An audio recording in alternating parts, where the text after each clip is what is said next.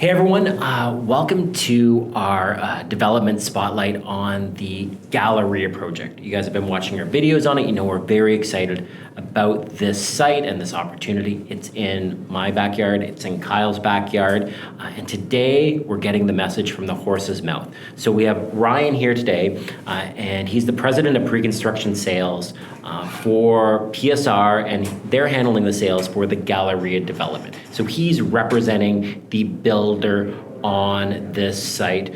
So Ryan, welcome to our audience. Hello, thank you for having me. So let's start off with the builder. A lot of people may not know ELAD. Why don't you give them some direction and some introduction on the actual size of this builder and the scope and the resources they have to bring to the site? Sure. So many people actually are not very familiar with ELAD locally, but ELAD is a multinational firm. They have offices in Israel, in Florida, in New York, and obviously in Toronto. Their market share, the value approaches nearly $2 billion. So quite significant, very well heeled. In Toronto, they're most known for developing Emerald City, which is another master plan community in North York.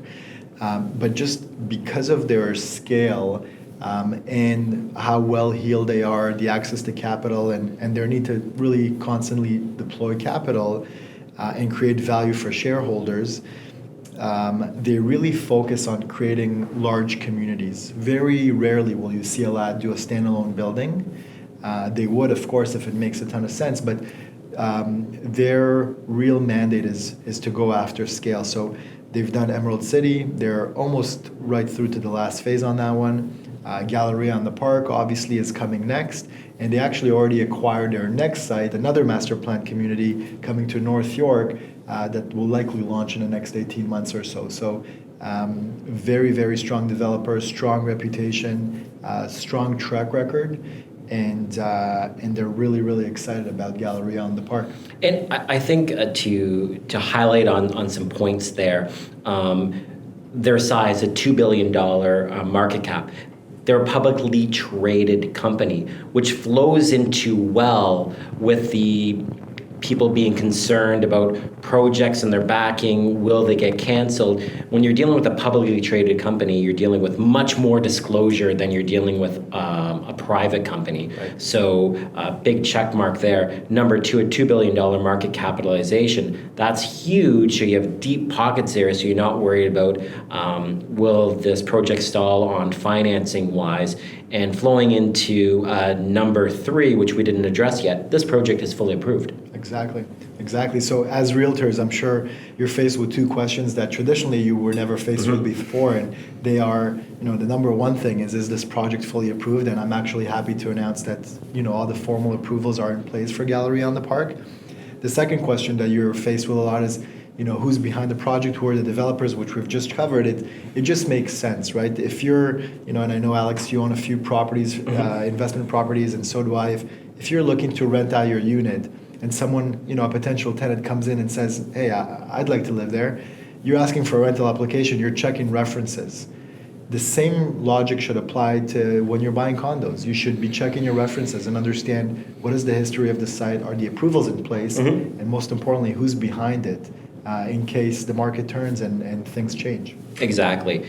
And when you start doing your research on ELAD, one of the things that I think stands out is when you look at their portfolio of ownership as well. One of their flagship locations is Aon La Plaza Hotel in New York City. Yeah. So again, very, very deep pockets worldwide, which also allows them great financial flexibility and great financing on the bank side wise, which would ease anyone's concerns on the site. Precisely. So getting into the site then, obviously you have a worldwide company-wise looking for master plan communities. They end up in Toronto. They end up at Dupont and Dufferin, 70s mall that has never been Updated. Thank you. Updated. Has the brown tile relic in time in there.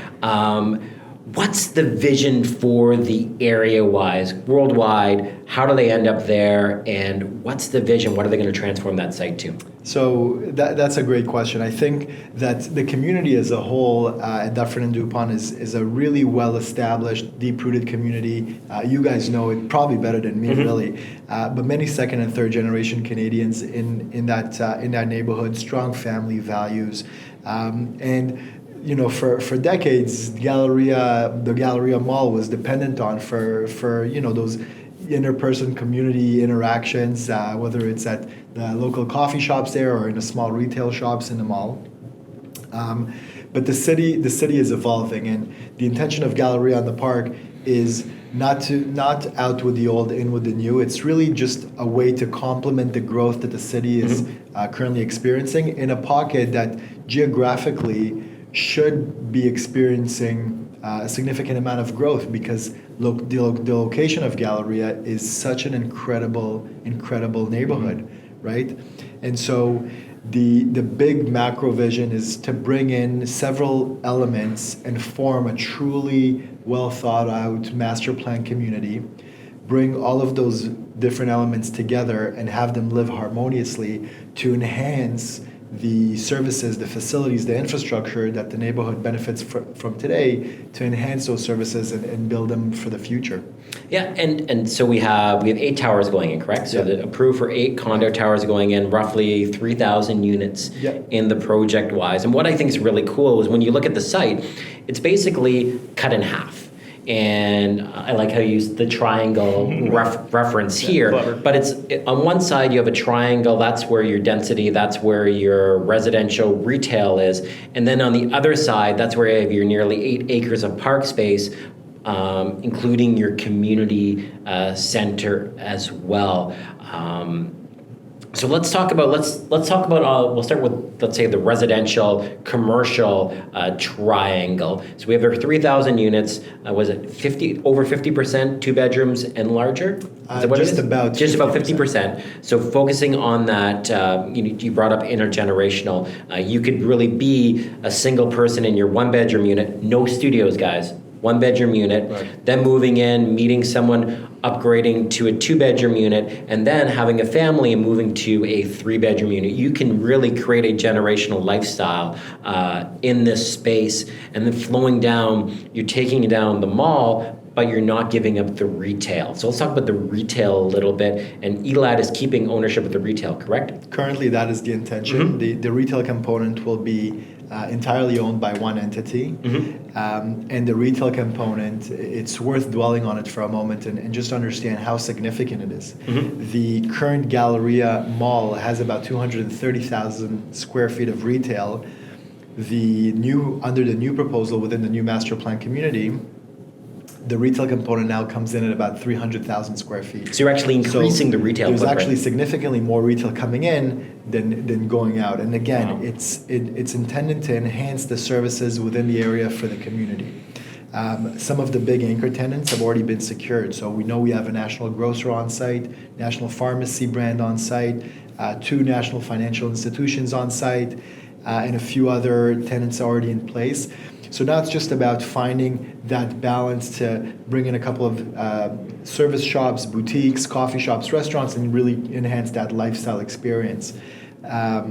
So when you have that retail come in and the residential component kind of sits right on top of it, it creates a very organic opportunity for residents to interact with the retail and help the retailers thrive on a long-term basis and avoid turnover. Yeah, which helps. And a thought just popped in my head, and I know if you look at any of the marketing, you're focusing on community, but you're bringing affordability to the neighborhood. Right. So there is a lack of high-rise development in that central west area, but people want to stay in the area. Now, the freehold properties, your townhouse, your semi-detached, your detached home, you're easily getting into the over $1 million plus for those homes. And if you're under $1 million, you're going to have to invest $200,000 to $300,000 to get it into livable condition wise. Yeah. So you have these third generations that have been living in the area, and if they want to maintain a footprint, if their kids want to stay in the area, you're providing them with the opportunity to stay in the area. You're keeping the retail, increasing the retail component as well. It's really focusing in on the community. It just popped in my head. It's great. Yeah, it's incredible, and we see the Dupont West strip as really an underdeveloped strip in a great location in the city. And as I've mentioned before, we're seeing a lot of development activity starting to come into that strip. Galleria, in many ways, particularly the first phase, isn't just the first phase of this incredible master plan community, it's the first phase of significant transformation within this neighborhood. Oh, yeah. And so it presents a great opportunity for the early adopters and creates affordability for young families who otherwise would not have been able to come in and live in this neighborhood that's so close to the city's core. So we'll talk a little bit more about the new Dupont in a bit, but I want to talk about the families-wise and allowing families to stay in the city. So we've talked about the one part of the triangle, that's the residential retail component. Yeah. Now let's talk about if we have families and individuals and talk about what's good for a community and creating community-wise. Let's go to the other side of the triangle. Nearly 8 acres of park space, including a brand new community center. And I know you guys are really excited about the community center-wise. So let's start on the community center and what's unique about what you guys are doing with the community center. So I think creating a new community center of that scale, that's coming in at about 95,000 square feet, making it one of the largest community centers in the GTA, which is huge. Really exciting for the residents of the neighborhood because it's intended to service everyone. And it's going to help enhance and create a Galleria destination versus just a community within itself. State-of-the-art programming. You'll have anything from swimming pools to fitness facilities to sports courts. You'll have classrooms and studios. You'll even have a daycare in there, which again, touching on the families, it's particularly important because as families come in and transition to the area, you want to create adequate childcare options for them as well. We know this as having a few young children ourselves. And so that daycare will play a very significant role, again, in how this community builds up. So the community center is definitely an incredible attraction, and the 8-acre park complements it. And it's worth dwelling on how rare that kind of amenity is today in downtown Toronto, right? How often do you see an 8-acre park being kind of reprogrammed and created? And it's larger than what's there now. It's larger than what's currently there, and it's of course redesigned and reprogrammed. And to put it in context, that's almost 360,000 square feet of green space, right? That is transformational as well. So between the retail, the community center, the park, and of course the residential component, I think Galleria on the Park will really become a citywide destination. And to further on to that point, that community center will be complete for the first phases, correct? Right, so the community center will be constructed simultaneously at the same time of the first and second building, but because the community center is only 2 levels and 95,000 square feet, it will be ready significantly sooner than the actual condos, which take about 4 years to build. So to put this in perspective, and again, another thought popped in my head, I think of another master plan community downtown, City Place-wise. That's been going on, how many years? When did that start? Long time, yeah. Yeah, so let's say 20 years. They are just completing the community center component right now. That's a construction you see off the Gardner Expressway. Right. So we're 20 years in, and now the community, once all the condo towers are done, they're completing the community center. You as a builder-wise, again, focusing on community-wise, your community center is going to be done before the residential part.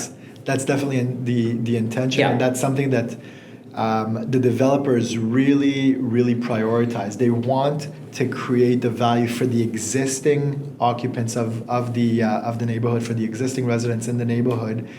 They want to create that value for them up front. They don't want people to live through construction and a decade of construction and inconveniences. They want to have the park, a large component of the park completed as early as possible, and a community center, that's definitely a priority. And that's great, Wise. And I think forward thinking, and again going back to the community focus that you're giving with this site. Now, Kyle, do you want to ask some questions on a master plan community? What a master plan community entails? Yeah, Ryan, would definitely want to get your opinion on what services or features a master plan might have over a single standalone building. I think there's two answers to that question. There's everything that we just talked about as far as the amenities, right? You're seeing master plan communities that are really well thought through, and residents thrive in them because you're taking the public realm, you're taking the retail side of it, you're taking the residential, and you're bringing them all together. We're seeing communities that could have been incredible, master plan communities, but because they were kind of severed and a few different developers got in there and did what's best for their specific lot, we're seeing issues, right? We're seeing challenges that arise. You can say Liberty Village, it's okay. Okay. So we're definitely seeing, just because you've mentioned Liberty, we're seeing, infrastructure challenges, huge traffic challenges. We're seeing issues with retail, public realm, and that's what happens when a big, chunk of land is not being thought through holistically. Mm-hmm. So there's that. And then there's obviously from an investment perspective, there's that side, because whether you're an end user or you're an investor, right? Even if you're buying a place for yourself to live in, for your family to live in, at some point, hopefully you grow out of it, you want to buy a bigger place, or you want to downsize to a smaller place, you're hoping that your property has done well over that time period. So the objectives are aligned with those of a pure investor, where they're just looking for the value to increase. From that perspective, investing in a master plan community, first phase or last phase, always provides you with an additional advantage. When you purchase in a standalone building, you have very little influence, and Liberty Village is a great example. You have very little influence on how the community, how the infrastructure is evolving. When you're a part of a master plan community, there's a lot more control there, and there's tens and sometimes hundreds of millions of dollars of infrastructure investments happening literally right at the bottom of your building, right? It's like, imagine buying a condominium on the young subway line before the subway was there, and imagine how that value would transform after the subway is added. The same thing is happening at Galleria. That happens in most master plan communities, where all of those infrastructure investments are coming into play and pull the value up higher than a standalone building that's tied to just general market conditions. And what you do is because you have full control over the site, the first building will be very similar to the last building, the product will be very similar, the quality controls will be very similar, and then what you develop is a brand name. And then the area will be branded. I want to move to the Galleria in the Park neighborhood. You are creating a neighborhood Definitely. Within a neighborhood. Definitely. And that's huge value. And as we discussed, bringing affordability to a neighborhood where freehold is over the $1 million mark. It's fantastic potential, I think. Absolutely. And it sounds like the community really shouldn't fear this development. I know sometimes they can be worried. Throughout, look, you can never satisfy everyone, and you can never satisfy the city. The developers probably would want to get more density, and the residents would probably, but overall it was a very collaborative process between the community and the developers. So throughout the entire development process, the community has been re-engaged constantly for feedback and for their thoughts, and eventually there was enough support from the community for this development for it to be approved. So, you can never get it 100% perfect, but I think that from doing Emerald City, there's a lesson in everything that you do. And after doing Emerald City, Elad has drawn some fairly valuable lessons from there, and everything that they've learned there, they're applying here. And so community engagement throughout the entire development process was a priority. That's very exciting. And the community is really going to benefit from the development as well. The new community center, the park, the extra retail, the extra services that are coming in. So should probably be excited about it. Yeah, and I think they are. Great. And even to add, when you look at the site as well, what it's surrounded by, if you're looking at this project, is the natural light that actually come in these units and the clear views as well, because it's not like you're involved, you've been in the planning process. It's not like another site can go next door. That's all freehold. Right. To the north, you have the constraints of the railway tracks, everything like that. So nothing to the north. So you're surrounded by freehold that you can't tear down, and then you have these towers rising up above, so you're not worried about future buildings going in front of you and really maximizing those different views and natural light. So overall, great project-wise, great builder. What you're adding to the community, you're increasing retail space, you're increasing park space, you're increasing services by building a brand new community center. Flows fully into what you're doing. You're focusing on community and getting in the first. Oh, actually, we didn't talk about the Dupont. Like following the money wise. Yeah. So jumping in, following the money wise. People watch our video from before. We've discussed in detail how Dupont is changing all the way from Spadina, flowing through to Dufferin wise, and even beyond that. Dupont in 10 years will be spoken in the same breath as Bloor is and as Yonge is, because Dupont will be a major residential corridor as well. So if you have a company that's worth $2 billion and they're putting money at Dufferin and Dupont, shouldn't you be doing that as well? That's the way I look at it. And Elad is obviously has a stake in the neighborhood in the form of Galleria. Freed owns multiple sites along the strip. There's one of the largest Canadian REITs is on the site. We have other large developers that are along the Dupont West strip. So typically that's a really strong indicator that development will follow. And so in many ways, like I've mentioned before, Galleria, the first phase, isn't just the first phase of this master plan community. Dupont West strip will change. Galleria will be the firing shot of that happening. Yep. So if you want to get in right when the community is going like this. You don't have to wait. Hey, ELAD did the hard work. They bought in when the community wasn't like that. They saw potential in the site. They invested their dollars. They waited. They did their approvals. This land was purchased years and years and years ago when the community didn't have as much to offer. Now you're able to get in like this. If you're able to get in like this before the neighborhood is fully complete, you're going to make money on your investment. I think that's a great way to end it right here. Ryan, thank you so much for the time and talking to us more from the horse's mouth about development. And we're looking forward to the launch coming this September. Yeah, looking forward to it. Hey, thanks guys. Really appreciate it. Bye-bye.